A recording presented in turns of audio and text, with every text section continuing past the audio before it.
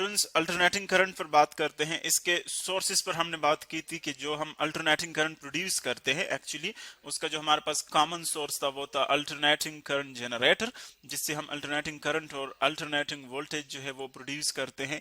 अब यहाँ पर हम अल्टरनेटिंग करंट की जो वेव फॉर्म है उस पर बात करेंगे, किस तरह ये चेंज होता रहता है, इसकी डायरेक्शन किस तरह एंगल के साथ और टाइम के साथ चेंज होती है। सो अल्टरनेटिंग करंट, इसको स्टार्ट करते हैं इसकी डेफिनेशन से। अल्टरनेटिंग और डायरेक्ट करंट में अगर हम फर्क देखें, सो जो हम बैटरीज आम लाइफ में देखे यूज करते हैं, सपोज ये एक पॉइंट आप कंसिडर कर ले, सर्किट में एक पॉइंट कंसिडर कर ले। सर्किट एक्चुअली हम वो इलेक्ट्रिकल पाथ की बात करते हैं जिसमें इलेक्ट्रिक करंट जो है वो फ्लो करता है, हमारे पास सर्किट होता है। सो यहाँ पर आप इसको कंसिडर कर ले, ये है पॉइंट ए, सपोज ये पॉइंट ए और ये है पॉइंट बी। अब हम पॉइंट ए और पॉइंट बी के दरमियान सपोज करंट फ्लो की बात करते हैं।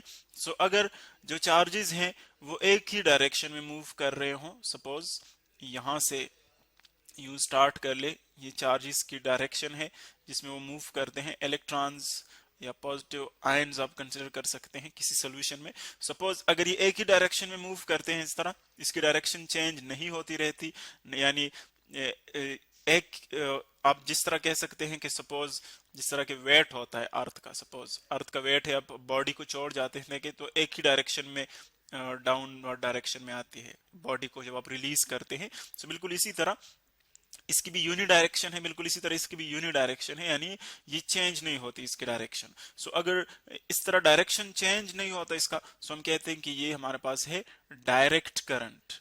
डायरेक्ट करंट है, इसको हम सिंबॉलिकली बीसी से रिप्रेजेंट करेंगे, डीसी से रिप्रेजेंट करेंगे। और अगर हम इसके अगेंस्ट एक ऐसे करंट की बात कर ले कि उसकी डायरेक्शन चेंज होती रहती हो पीरियोडिकली, यानी फॉरवर्ड बैकवर्ड चेंज होती रहती हो, तो फिर उसको हम क्या कहेंगे, उसको हम अल्टरनेटिंग करंट कहेंगे। अब अगर हम जस्ट पहले उसको सिर्फ रिप्रेजेंट कर ले एक वेव फॉर्म से, सो हम यू कह सकते हैं कि ये इसका सपोज वेव फॉर्म है दो पॉइंट्स के दरमियान। सो एक इसकी डायरेक्शन एक हाफ साइकिल तक फॉरवर्ड होती है यू, और फिर हाफ साइकिल तक बैकवर्ड होती है इस तरह, यानी डायरेक्शन उसकी क्या होती है, रिवर्स हो जाती है, पोलैरिटी चेंज हो जाती है। सो अगर मैं इनको डॉटेड लाइन से, ये सपोज ये डॉटेड लाइन है जो डायरेक्ट करंट हमने शो किया हुआ है, देखिए डायरेक्ट करंट ये यहाँ पर मैं डैश लाइन से शो कर रहा हूँ, और जो अल्टरनेटिंग करंट है वो ऊपर आप देख रहे हैं जो मैंने वेव फॉर्म बनाया हुआ है उससे मैं शो कर रहा हूँ। सो दोनों में आप फर्क देख रहे हैं कि जो डायरेक्ट करंट है वो एक स्ट्रेट लाइन है, कांस्टेंट फॉर्म में आप देख रहे हैं, लेकिन जो अल्टरनेटिंग करंट है वो आप देख रहे हैं कि उसकी डायरेक्शन और उसकी जो मैग्नीट्यूड है वो दोनों चेंज होते हैं। यानी फर्स्ट ऑफ ऑल आप इस पॉइंट पर देखिए उसका जो मैग्नीट्यूड है वो जीरो है, आहिस्ता आहिस्ता उसका मैग्नीट्यूड इंक्रीज होता है, यहाँ पर मैक्सिमम बन जाता है, फिर यहाँ से डिक्रीज होता है, फिर यहाँ पर जीरो, फिर यहाँ जब आप नीचे लूप की बात करते हैं तो फिर ये रिवर्स डायरेक्शन में जाता है। सो अभी देखें रिवर्स डायरेक्शन में इसकी मैग्नीट्यूड इंक्रीज होती है, यहाँ पर मैक्सिमम, फिर यहाँ पर जीरो। सो एक हमारे पास पॉजिटिव लूप बन गया, इसको हम पॉजिटिव लूप कहेंगे फॉरवर्ड डायरेक्शन में, और ये हमारे पास नेगेटिव लूप उसको हम कहेंगे बैकवर्ड डायरेक्शन में। सो दोनों को जब हम कंबाइन करते हैं तो हमारे पास एक साइकिल कंप्लीट हो जाता है। सो ये तो इन दोनों में फर्क आ गया अल्टरनेटिंग और डायरेक्ट करंट। यहाँ पर हम जस्ट अल्टरनेटिंग करंट की बात करेंगे। सो अगर हम सपोज एक सर्किट ड्रा कर ले, ये तो इन दोनों की डेफिनेशन हो गई। सपोज मैं एक सर्किट ड्रा करता हूँ, ये जब हम सर्कल ड्रा करते हैं और सर्कल में अब ये वेरिएबल साइन पुट करते हैं, तो इसका मतलब होता है अल्टरनेटिंग करंट का सोर्स, यानी वो सोर्स, या आप ऐसी जनरेटर ले सकते हैं या कोई और सोर्स जो कि अल्टरनेटिंग करंट आपको प्रोवाइड करता है। तो यहाँ पर मैं ले रहा हूँ, ये सोर्स आ गया, सोर्स। अब इसके साथ हम कनेक्ट करते हैं ये वायर्स, यानी हम सर्किट एक्चुअली कंप्लीट करना चाहते हैं। तो ये हमारे पास वायर्स आ गए। इसी तरह यहाँ पर कोई भी आप लोड, कोई रेजिस्टर पुट कर सकते हैं, यानी आप जो इसको वोल्टेज प्रोवाइड करते हैं यहाँ पर एक्चुअली इस रेजिस्टर में वो ड्रॉप होता है, या पूरा जो वोल्टेज है वो इस पूरे सर्किट में ड्रॉप होता है।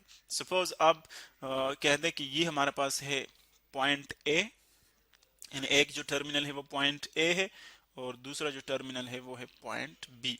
अब मैं इसको पहले पॉजिटिव लेता हूँ, इस चॉइस के मुताबिक मैं इसको पॉजिटिव लेता हूं, इसको नेगेटिव। सो अगर हम कन्वेंशनल डायरेक्शन देखें, सो कन्वेंशनली हमारे पास इलेक्ट्रिक करंट की डायरेक्शन ये होगी, electric current positive to negative. So electric current you move करेगा, यू इस सर्किट में इस तरह, ये इसकी डायरेक्शन होगी जो कि हम एरो से शो कर रहे हैं, ये डायरेक्शन। सो अब देखें पॉजिटिव से नेगेटिव इसकी डायरेक्शन आ रही है।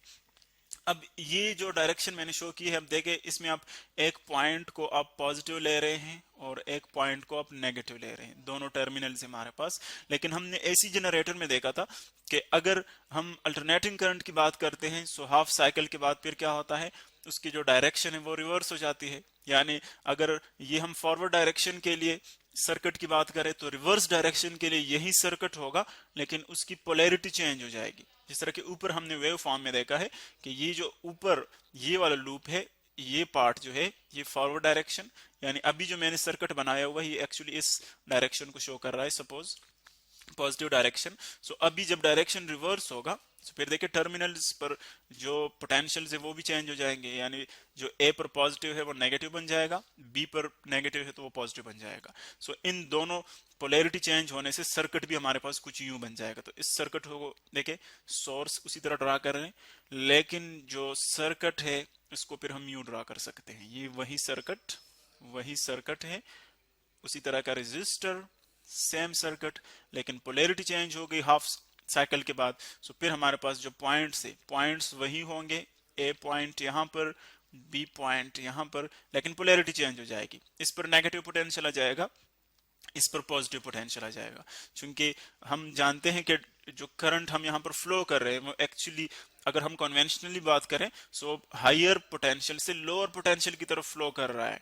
जिस तरह के आम लाइफ में हम देखते हैं वाटर फ्लो को आप देखें, हायर पोटेंशियल से लोअर पोटेंशियल की तरफ मूव करता है, इसी तरह बाकी चीजें देखें तो इसी तरह इलेक्ट्रिक करंट भी है, वो हायर पोटेंशियल से लोअर पोटेंशियल की तरफ मूव करेगा।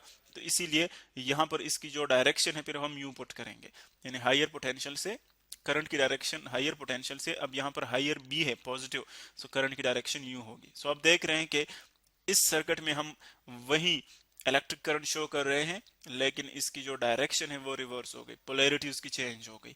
सो ऊपर हमने इसको वेव फॉर्म से रिप्रेजेंट किया, नीचे हमने इसको सर्किटल फॉर्म से रिप्रेजेंट किया।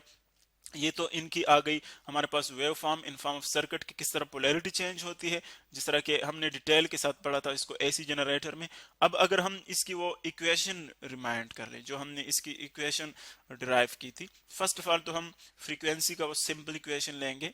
फ्रीक्वेंसी का मतलब ये है कि एक सेकंड में कितने साइकिल्स कंप्लीट करता है, एक सेकंड में कितने साइकिल्स कंप्लीट करता है, ये हम लेंगे नंबर ऑफ साइकिल्स पर सेकंड, या इसको हम रिसिप्रोकल ऑफ टाइम पीरियड भी लेते हैं। सो एफ हमारे पास आता है 1/t के इक्वल। कैपिटल टी जो है वो टाइम पीरियड को शो करता है, कितने टाइम में एक साइकिल कंप्लीट होता है, इसको हम टाइम पीरियड कहते हैं।